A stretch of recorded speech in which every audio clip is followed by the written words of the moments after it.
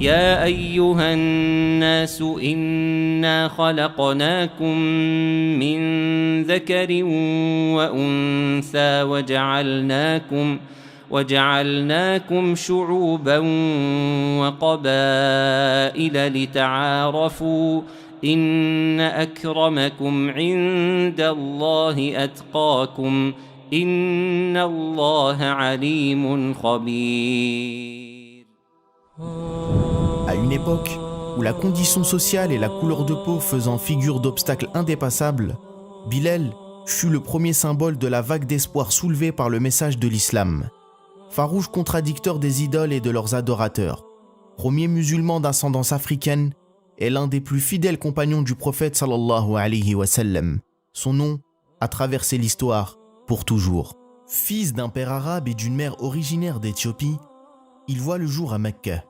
Il naît dans la privation de liberté puisque ses deux parents sont esclaves et il grandit au service du terrible Umayya ibn Khalaf. Condamné au silence et souvent maltraité, il n'a alors aucun droit. Bilal était souvent battu, fouetté, privé de nourriture et de soins.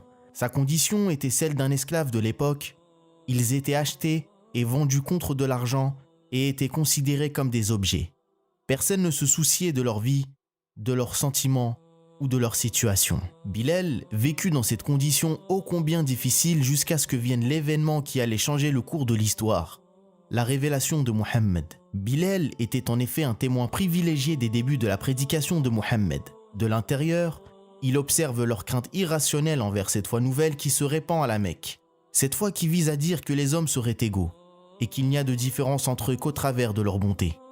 Bilal, curieux d'en savoir plus sur cette nouvelle religion, il s'abreuve des paroles de Abu Bakr, qui propage avec éloquence et passion les enseignements de Mohammed.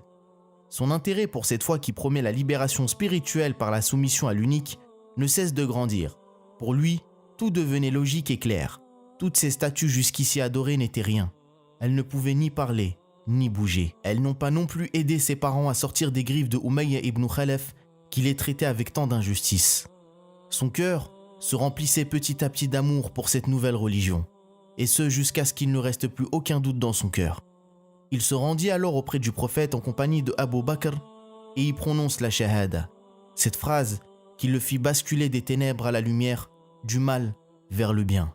Cette nouvelle est insupportable pour Umayya, qui était l'un des plus grands ennemis de l'islam. Au même moment, les polythéistes commencent à réprimer de la plus cruelle des manières ceux qui se sont convertis à cette nouvelle religion, à cette nouvelle foi. Ils s'en prennent d'ailleurs beaucoup plus envers les faibles et les pauvres qui n'ont personne pour les défendre ou les protéger. Umayya entreprend de torturer alors Bilal, jusqu'à ce qu'il renie l'islam. Les séances de torture se font sans cesse plus violentes et de manière quotidienne. Chaque jour, Bilal était éprouvé. Chaque jour, on lui proposait soit de renier l'islam, soit de souffrir des pires supplices. Bilal est d'abord lié et traîné, la corde au cou, sous les moqueries humiliantes des enfants, déshabillé, fouetté et battu, mais rien n'y fait. Bilal refusait toujours de quitter sa nouvelle foi qu'il aimait tant. Il le faisait en répétant sa phrase légendaire « Ahadun ahad, ahadun ahad » l'unique, l'unique. En prononçant cette simple phrase, il montrait combien il était attaché à l'unique. Allah, le seul Seigneur digne d'adoration et de louange. On le privait de boire et de manger. On le fouettait. On lui faisait subir des punitions atroces pour qu'il renie l'islam et on cherchait à le faire savoir à tous. Mais il n'en était rien. Bilal résistait. La nouvelle de ces tourments est parvenue au prophète sallallahu alayhi wa sallam qui demanda aussitôt à Abu Bakr de négocier sa libération. Bilal était un esclave et Umayya son maître. Tandis qu'il était son esclave, Umayya pouvait le punir à sa guise.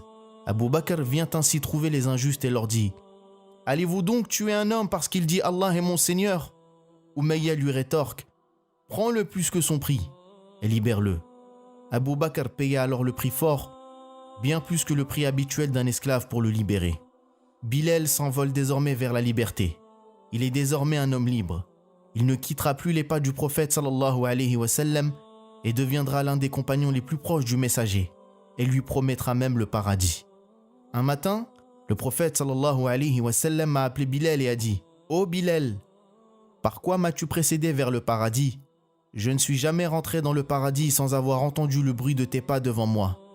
Je suis rentré cette nuit dans le paradis et j'ai entendu le bruit de tes pas. » Puis il dit à Bilal, « Par quoi m'as-tu précédé dans le paradis ?» Bilal, qu'Allah l'agrée, répondit, « Je n'ai jamais eu un besoin sans faire les ablutions et sans prier après elles 2 unités de prière. » Le prophète sallallahu alayhi wa sallam a dit alors, « C'est donc pour cela, ô Bilal. » Après que les musulmans émigrèrent pour Médine, Bilal participa aux premières et plus glorieuses batailles de l'islam. Mais c'est à Badr que Bilal put prendre sa revanche sur les injustes de Quraysh. L'armée de l'ennemi est 3 fois supérieure en nombre et compte parmi leurs rangs Umayya ibn Khalaf. Sur le champ de bataille, Bilal aperçoit son ancien maître. Alors que ce dernier les maltraitait, les voilà maintenant face à face, d'égal à égal, en train de se battre chacun pour faire triompher sa foi et sa religion. Bilal s'avance sur le champ de bataille et s'exclame, « La tête de l'idolâtrie, malheur à moi s'il m'échappe !» Et il le charge furieusement et lui fait rendre l'âme. Le symbole est fort. L'islam a redistribué les cartes. Celui qui, hier, était un puissant seigneur capable d'opprimer sans vergogne, n'est désormais plus à l'abri de la juste rétribution d'un homme qu'il considérait jusque-là comme du bétail. À Médine, alors que les 5 prières ont été instituées lors du voyage nocturne, un problème se pose rapidement. Comment appeler les croyants à la salat pour qu'ils viennent tous prier ensemble en même temps? Suite à un rêve d'un compagnon que le prophète sallallahu alayhi wa sallam interprète comme une véritable inspiration divine, le messager dévoile ensuite à Abdullah ibn Zayd, l'homme à l'origine de la suggestion, le choix du premier mu'adhin de l'islam, et dit « Enseigne l'adhan à Bilal, car il a une voix plus douce que la tienne, de son timbre agréable, mélodieux et envoûtant. Bilal appellera désormais les Médinois à la prière 5 fois par jour. »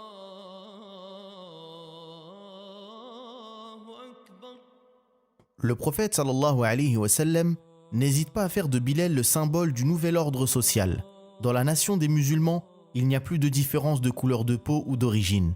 Tous sont égaux vis-à-vis de Dieu. Bilal était hautement respecté et considéré pour son honnêteté et son intégrité. Il était quelqu'un de confiance au point où on lui confie la gestion de l'argent des musulmans, ce qu'on appelle à l'époque Baytul Mal. Si le jour de la libération de Mecca est le plus grand triomphe de l'islam, il est d'une saveur particulière pour Bilal. Après avoir débarrassé la Kaaba de la souillure des idoles, le prophète pénètre ainsi dans la Kaaba pour y prier en compagnie d'Oussama ibn Zayd et de Bilal, qui étaient tous deux d'anciens esclaves. Le message était fort. Alors qu'il revenait à la Mecque, le prophète sallallahu alayhi wa sallam choisit parmi tous ses compagnons 2 hommes qu'il a privilégiés pour prier avec lui. Ce n'était ni Omar, ni Abu Bakr ou Ali, mais bien Oussama et Bilal. Puis le prophète sallallahu alayhi wa sallam prononce un sermon et quand vient l'heure de la salat, le messager demande à Bilal de monter sur le toit de la Kaaba pour accomplir l'adhan. Que d'émotions pour l'esclave affranchi, en cette ville qui a été le théâtre de son ancienne vie d'humiliation. En ce moment historique, l'appel à la prière résonne dans la ville la plus sainte, sans pour autant s'arrêter, depuis plus d'1 millénaire. 2 ans plus tard, l'ère prophétique touche à sa fin après la mort du messager. Bilal, terrassé par le chagrin, est incapable de lancer à nouveau l'appel à la prière. À chaque fois qu'il tente de faire l'adhan, Bilal s'effondre ainsi en larmes à la mention de Mohammed et ne parvient à terminer l'appel qu'à voix basse. Son cœur est meurtri par la perte de l'homme qu'il aimait le plus. Il a beau essayer, il n'y arrive pas, il n'y arrive plus. L'ère de Médine tout entière lui est devenue insupportable en l'absence du prophète. La ville du messager d'Allah lui fait encore trop penser à lui et son chagrin est inconsolable. Bilal demande alors l'autorisation à Abu Bakr, alors calife et chef des musulmans, de quitter Médine. Il souhaite se rendre utile aux musulmans et décide de rejoindre l'armée du Sham pour combattre sur la voie d'Allah et toujours rester utile. Il rejoint l'armée de Abu Ubaïda ibn al-Jarrah et de Khalid ibn al-Walid. Il n'accomplit plus l'adhan qu'à 2 reprises. Lorsque les musulmans ont conquis la terre bénie du Sham, face à cette éclatante victoire, tous les musulmans sont heureux. Omar ibn al-Khattab tente de convaincre le maître des mu'adhin d'accomplir le adhan à l'approche du Asr et lui dit « Les compagnons du prophète aimeraient qu'en ce jour, tu appelles à la prière comme tu le faisais autrefois. » Hésitant, Bilal finit par se laisser convaincre. On rapporte alors que personne ne vit Omar pleurer plus abondamment qu'en ce jour. Bilal s'installe avec sa femme au Chem. Il voit en songe le prophète qui le sermonne. « Quel est donc cet éloignement, Bilal? N'est-il pas temps que tu viennes me rendre visite ?» Sans attendre, il prend aussitôt la route de Médine, sur la tombe du messager, où il est à nouveau terrassé par l'émotion. Al-Hassan al-Hussein l'implore d'accomplir l'adhan du Fajr. Bilal accepte et accomplit le adhan qui secoue tout Médine et fait même sortir les femmes de leur foyer au cœur de la nuit. Il se raconte que l'on n'a jamais vu autant de larmes parmi les habitants de Médine, nostalgiques de la présence du messager. Après cette dernière visite, Bilal ibn Rabah quitte ce monde. Sur son lit de mort, et alors que son épouse se lamente, il la rassure à ces mots. « Ne dis pas « quelle catastrophe », mais plutôt « quelle joie, car je retrouverai demain mes bien-aimés, Mohammed et ses compagnons. » En l'an 20 de l'Hégire, et cette année après la mort du meilleur des hommes, Bilal rendit ainsi l'âme à Damas. Bilal était un homme au cœur bon, et il vit très tôt que l'islam était une religion divine et parfaite.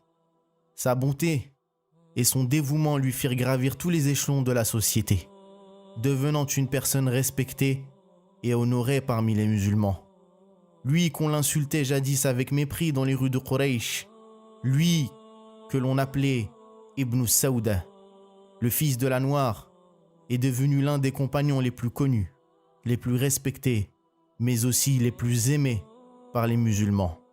Sa vie, son histoire, nous rappelle l'un des principes fondamentaux de la religion et l'une de ses plus belles aspirations, la libération des croyants d'un ordre inique et oppresseur vers la justice et l'équité de l'islam, peu importe ton origine ou ta couleur de peau. Merci à tous d'avoir suivi cette vidéo. D'autres vidéos d'histoire de compagnons sont disponibles dans la barre de description. N'hésitez pas également à vous abonner pour ne pas manquer nos futures vidéos, à partager et à laisser un pouce bleu.